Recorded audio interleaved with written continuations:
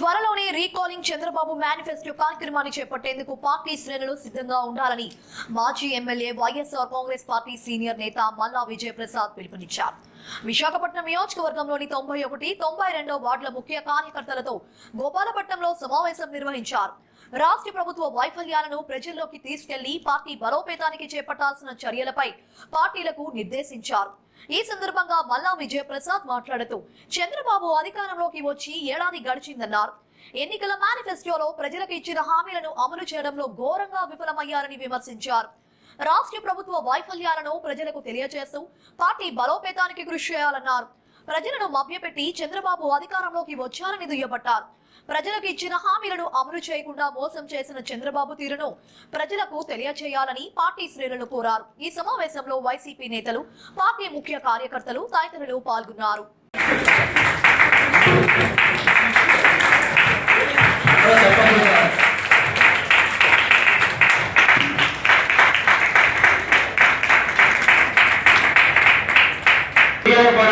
ఆయన చాలా మందికి అంటే అటు కార్యకర్త కాకుండా నేరుగా ఆయన దగ్గరికి వచ్చిన ప్రతి ఒక్క ప్రజలకు కూడా ఏదో మంచి చేయాలనే ఉద్దేశం మీద అందరికీ చేయడం జరిగింది.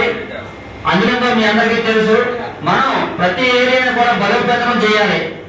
బలోపేతం అంటే మనం ఈ రోజు పొందారో వాళ్ళందరికీ కూడా గుర్తు చేసి ఆ ప్రాంతంలో ఇంకా ఎక్కువ మంది వ్యక్తుల సంబంధం లేదు, అందరూ మన జనాలే, అందరూ మనకు కావాలి. నేను ఒకప్పుడు పైన అడిగిన సార్ మన పార్టీ కాదు ఏంటి సార్ రెడ్డి గారు వెనకండి రేపు అందరికీ వస్తున్నారు, అలాగే మన అందరూ కావాలని పనిచేసే వ్యక్తి. అలా పార్టీ ఇచ్చినటువంటి అవకాశాన్ని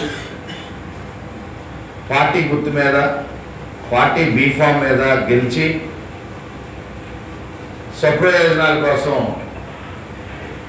పార్టీని వీడి వెళ్ళిపోవడం చాలా బాధాకరమైనటువంటి విషయం. అనేకమైనటువంటి అవకాశాలు కల్పించాం. ఆ అవకాశాలు ఎవరికి దొరకని దక్కని అలాంటి అవకాశాన్ని ఇవ్వడం జరిగింది. వారి మనసాక్షి తెలుసు, పార్టీ ఏం చేసింది, విజయప్రసాద్ ఏం చేశాడు అన్నది వాళ్ళ మనసాక్షి తెలుసు. అలాగ చేయించుకొని ఉపయోగించుకొని పార్టీని పార్టీ పదవులను ఉపయోగించుకొని మరి ఈరోజు పార్టీని అబాస్పాలు చేసే విధంగా మరి బయటకు వెళ్ళడం అన్నది చూపించినటువంటి విషయం. మరి ఈరోజు అన్నీ కూడా మర్చిపోయి కార్యకర్తలను విస్మరించి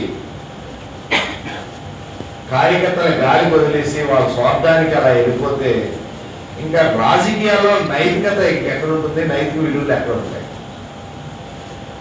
మరి ఎంత బాధపడి ఉంటాం.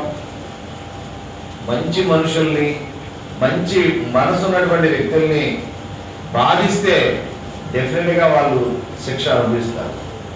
ఎందుకంటే నిస్వార్థంగా మనం ఉంటాం. మనకు అన్యాయం జరిగినా, మనకు నష్టం జరిగినా ఎదుటి వాళ్ళకి నష్టం జరగకూడదు, ఎదుటి వాళ్ళకి అన్యాయం జరగకూడదు అని ఆలోచించే వ్యక్తిని నేను. అలాంటి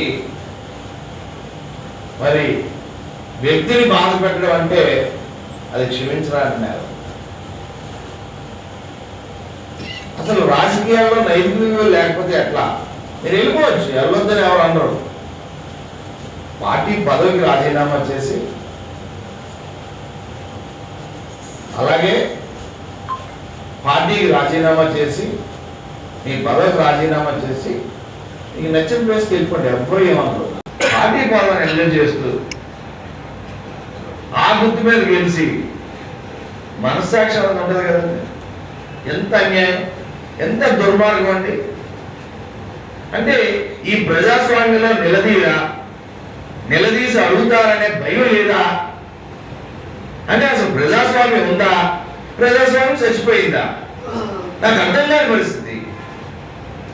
ఏ కార్యకర్త అయితే గెలిపించాడో ఆ కార్యకర్తకి మనం కట్టుబడి ఉండాలా? ఆ కార్యకర్తకి మనం సమాధానం చెప్పాలి అంటే ఒక భయం అక్కర్లేదు. గెలిచిన తర్వాత మనకు ఇష్టారాజ్యమా? మనం నచ్చినట్టు మనం చేసుకుంటామా? ఎట్లా అండి? మరి ఈరోజు విశాఖపట్నం పశ్చిమ నియోజకవర్గం 91, 92 వార్డుకి సంబంధించి ముఖ్య కార్యకర్తల సమావేశాన్ని నిర్వహించడం, మరి ఈ సమావేశానికి వచ్చినటువంటి వారందరికీ ధన్యవాదాలు తెలియపరచుకుంటున్నాం. మరి రాబో కాలంలో పార్టీని బలోపేతం చేసే విధంగా ఏదైతే కూటమి ప్రభుత్వం మభ్యపెట్టి మోసం చేసి అధికారంలోకి వచ్చిందో, సంవత్సర కాలమైనా కానీ ప్రజలకు ఇచ్చినటువంటి మాట తప్పినటువంటి ప్రభుత్వంగా మరి చంద్రబాబు నాయుడు గారు చేసినటువంటి మోసాలు ఏవైతే ఉన్నాయో అవి ప్రజలకు తెలియదు కాదు. అయినా కానీ నమ్మి ఓటేసి మళ్ళీ మోసపోయామని చెప్పి ఈరోజు రాష్ట్రంలో ఉన్నటువంటి ప్రజలు మరి మాట్లాడుకుంటున్నటువంటి మాటలను ఒకసారి గుర్తు చేస్తూ మరి ఒక కొత్త ప్రక్రియని ప్రారంభం చేస్తున్నాం. చంద్రబాబు నాయుడు మేనిఫెస్టో గుర్తు చేస్తూ అనే ఒక బృహత్తరమైనటువంటి కార్యక్రమాన్ని ప్రజల దగ్గరికి తీసుకెళ్లాలని రాష్ట్ర అధ్యక్షులు, వైఎస్ఆర్ కాంగ్రెస్ పార్టీ అధ్యక్షులు, మాజీ సీఎం జగన్మోహన్ రెడ్డి గారి ఆదేశాల మేరకు ఈ యొక్క కార్యక్రమాన్ని అతి త్వరలో ప్రజల దగ్గరికి తీసుకెళ్తామని మీ ద్వారా తెలియపరుచుకుంటూ మరి అందరినీ సమాయత్తం చేసి ఇంకా యాక్టివ్ చేసి ప్రజలకు చేరువవ్వాలని ఈరోజు ఈ మీటింగ్లో తీర్మానం చేయడం జరిగింది. దాని ద్వారా అందరం కలిసి పనిచేస్తాం.